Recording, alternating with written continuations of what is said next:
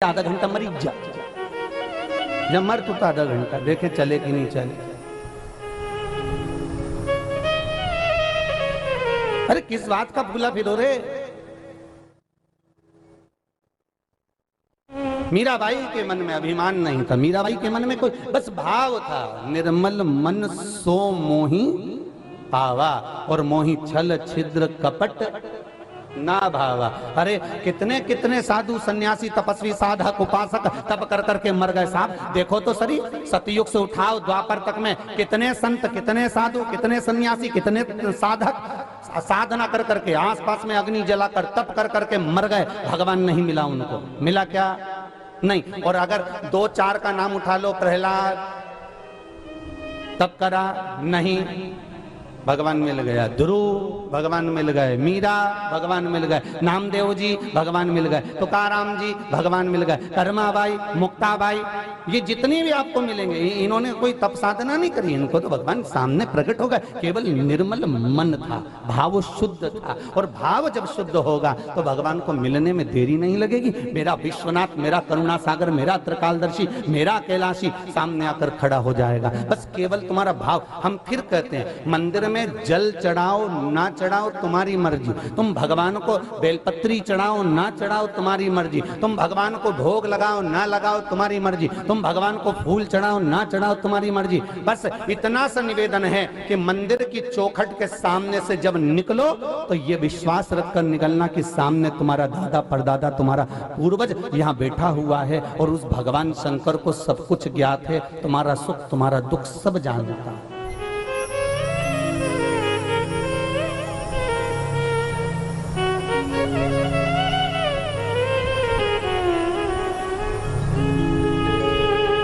अरे कितनी विचित्र बात है। एक भंगिया पीने वाला भंग के नशे में धुत था।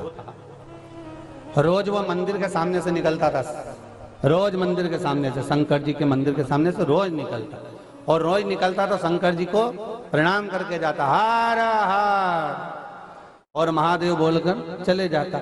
आज भंग का नशा इतना तेज था, इतना तेज,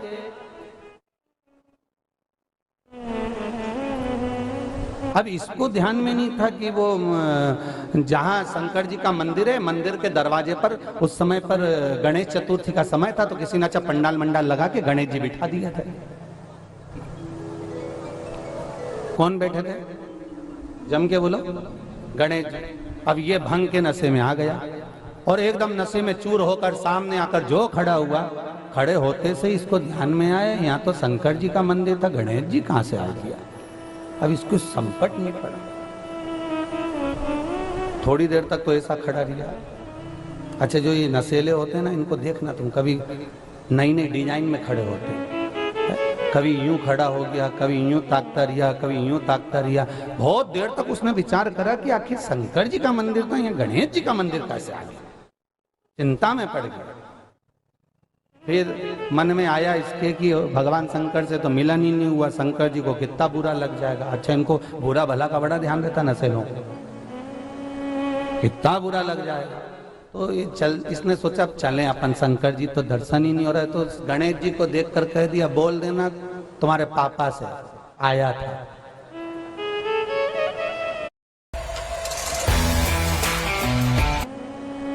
कितना बुरा लग जाएगा। तो ये इसने सोचा चलें अपन, शंकर जी तो दर्शन ही नहीं हो रहा है, तो गणेश जी को देखकर कह दिया, बोल देना तुम्हारे पापा से आया था। कह दिया।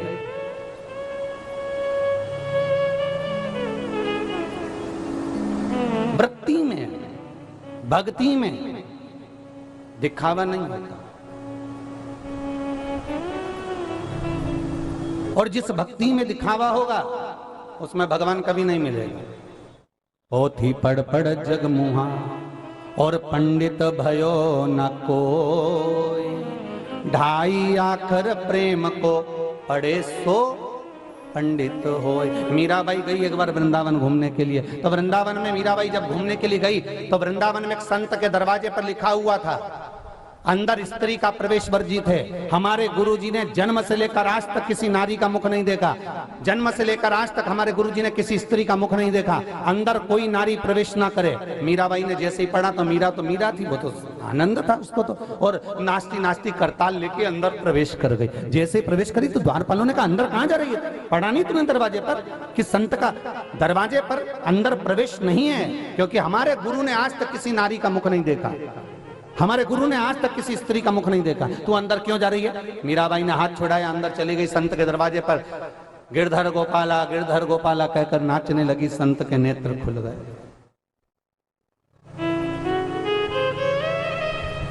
गुस्से में लाल संत ने पूछा, क्यों मीरा?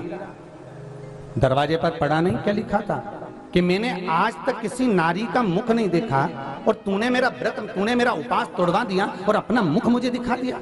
मीराबाई बोलने लगी, महाराज मेरे मन को रहा नहीं गया, एक प्रश्न तुम्हारे दरवाजे पर आते से प्रकट हो गया।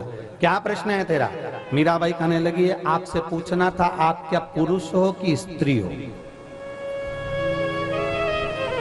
आप पुरुष हो कि स्त्री? संत ने कहा, मीरा ये बावरे जैसा प्रश्न कर रही है, क्या पागल हो गई है तू? ऐसे मूर्खों जैसा प्रश्न कर रही है? तुझे दिखता नहीं मैं पुरुष हूं? मीराबाई जाने लगी। संत कहने लगे, रुक, तूने प्रश्न किया, मैंने उत्तर दिया। अब ये बता, तूने पूछा क्या तुम पुरुष हो कि स्त्री? मैंने कहा मैं पुरुष हूं और तू जाने लगी। आखिर तू क्या जानना चाहती थी? मीराबाई ने कहा, बाबा मैंने मेरे गुरु रविदास जी के मुख से सुना था कि ब्रज 84 कोस में, ब्रज मंडल में केवल एक पुरुष है और उसका नाम कृष्ण है, बाकी की सब गोपियां, सारी गोपियां हैं। मेरे गुरु ने कहा था अगर ब्रज मंडल में जाना तो इस हृदय को, इस चित्त को, इस वृत्ति को, इस दिल को गोपी का बना कर जाना। शरीर गोपी का मत बनाना, इस हृदय को गोपी का बनाना। और जब चित्त वृत्ति मन तुम्हारी गोपी का बन जाएगा, जब प्रवेश करोगे ब्रजमंडल में, तो वो सांवरिया सेठ मिल जाएगा। पर आज मालूम पड़ा कि आप तप पुरुष बनकर कर रहे हो, इसीलिए तो मेरा गिरधर गोपाला नहीं मिला।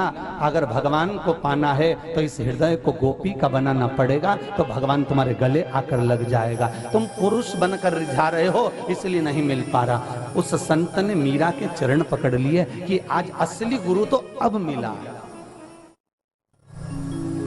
असली गुरु तो अब प्राप्त हुआ। मैंने तो पूरी जिंदगी गंवा दी यही सोच कर, यही विचार कर, यही साधना कर कर।